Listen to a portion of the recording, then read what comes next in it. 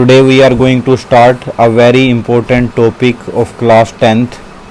It is from chapter 6, triangles, and today we are going to start BPT, or you can say Thales theorem.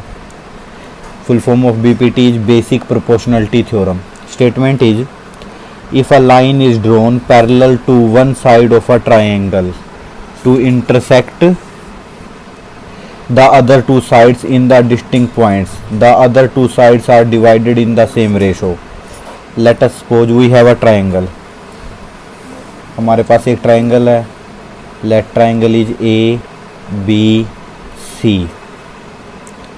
If a line is drawn parallel to one side of a triangle, BC इसकी एक side है. यदि इसके parallel एक line draw की जाए, let us suppose कि हमने ये एक लाइन ड्रॉ की इसके parallel. Do you know parallel lines are those lines which do not intersect each other. तो हमने डी ई एक पैरेलल लाइन ली किसके, बी सी के. जो ट्राइंगल की जो बाकी की दो साइड्स हैं उनको एक डी पर कट कर रही है और एक को ई पर कट कर रही है. तो we need to prove, what we need to prove, A D upon D B is equal to A E upon E C. We need to prove AD upon DB, it is going to be equal AE upon EC. The other two sides are divided in the same ratio. Other two sides कौन कौन सी हैं यहाँ, AB और AC. और BC कौन सी side है, जिस side के पैरेलल हमने ये लाइन ड्रॉ की है. We need to prove this. It is named as BPT, Basic Proportionality Theorem. इसके लिए हमें कुछ कंस्ट्रक्शन करनी पड़ेगी और इसके लिए हमें प्रीवियस नॉलेज है कुछ कंसेप्ट की जो होनी चाहिए. First of all previous knowledge में आपको क्या पता होना चाहिए कि मान लो if you have a triangle A B C, ये बी सी कोई ट्राइंगल है, मान लो इट इज़ आइसोसेल्स ट्राइंगल. तो इसका जो हाइट है वो इसी के अंदर है, इनसाइड दिस ट्राइंगल. बट कई बार जो ट्राइंगल की हाइट होती है वो आउटसाइड द ट्राइंगल भी हो सकती है. But I am trying to say कि मान लो कोई आपके पास ऑब्ट्यूस एंगल ट्राइंगल है, ऑब्ट्यूस एंगल ट्राइंगल, तो जो उसकी हाइट है वो ट्राइंगल के बाहर भी हो सकती है. But I am trying to say कि ये मान लो ये ट्राइंगल है, तो यदि इसकी आपको हाइट ड्रॉ करनी है तो it can be outside the triangle also.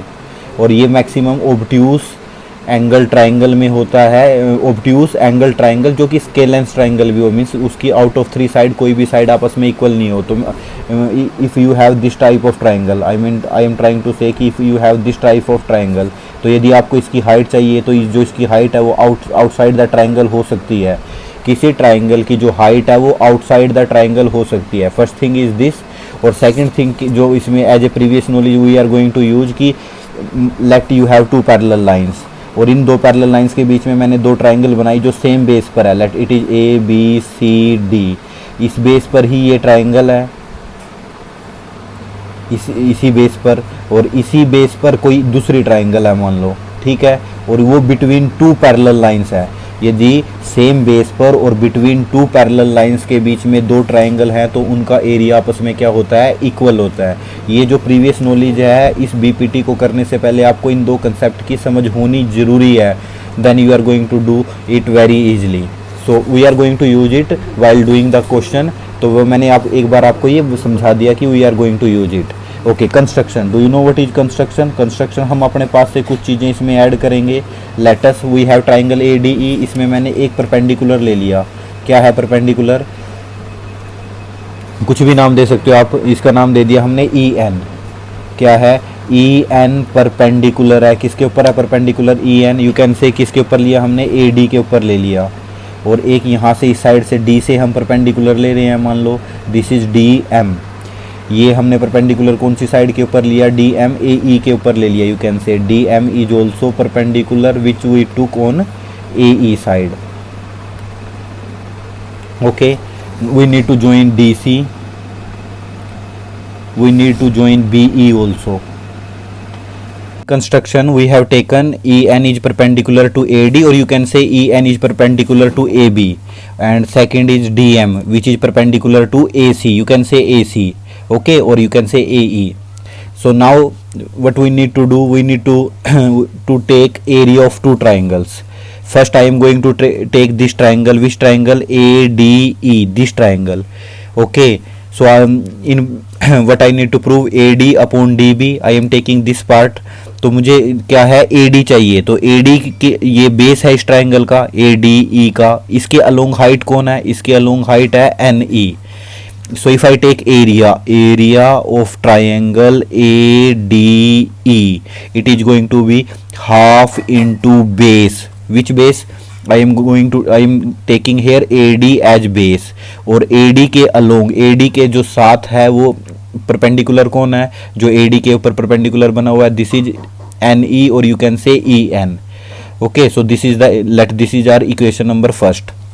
I have taken area of triangle ADE, और ADE के अलोंग मैंने बेस कौन सा लिया, AD लिया, क्योंकि AD मेरा मुझे जो प्रूव करना है उसमें AD भी है.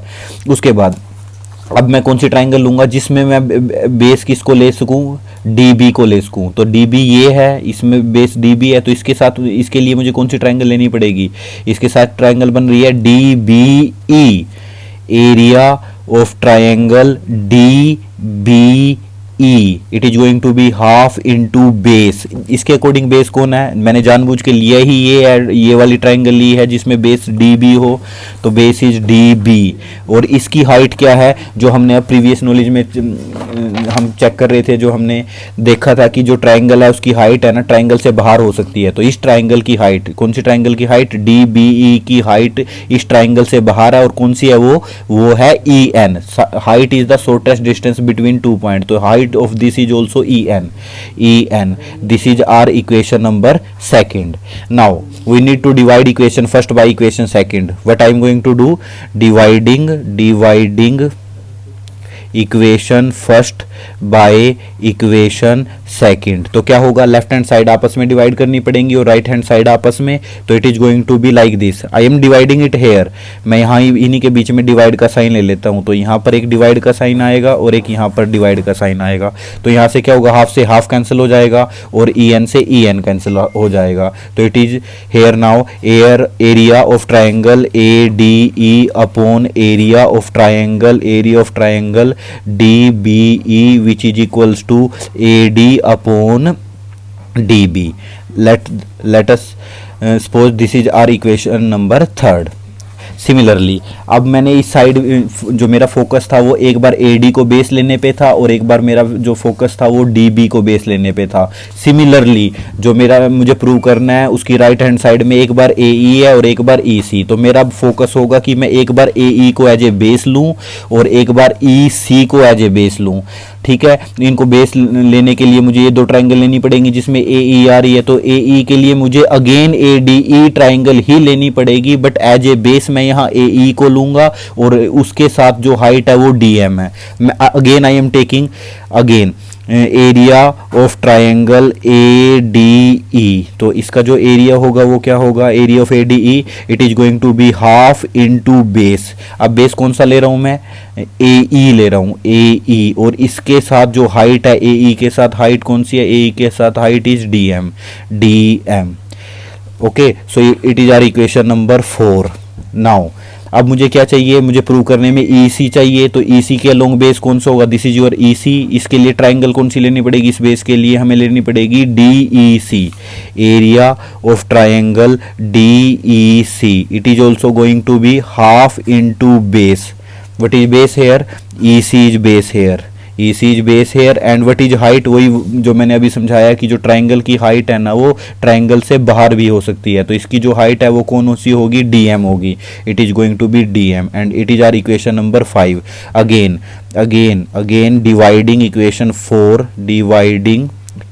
Dividing equation 4 by equation 5. तो राइट हैंड साइड अभी मैं इनके बीच में वो इक्वल का डिवाइड का साइन ले लेता हूँ यहाँ भी और यहाँ भी. तो हाफ से हाफ कैंसिल हो जाएगा, DM से DM कैंसिल हो जाएगा.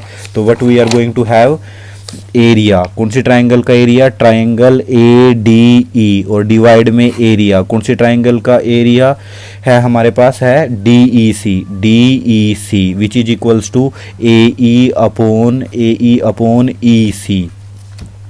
So this is our equation number 6. Now if we compare equation number 3rd and equation number 6, here we have equation number 3rd, this is our equation number 3rd, and this is our equation number 6. If we compare it, what we have here, we have triangle, area of triangle ADE, it is also area of triangle ADE. Now it has area of triangle DBE, and it has area of triangle DEC.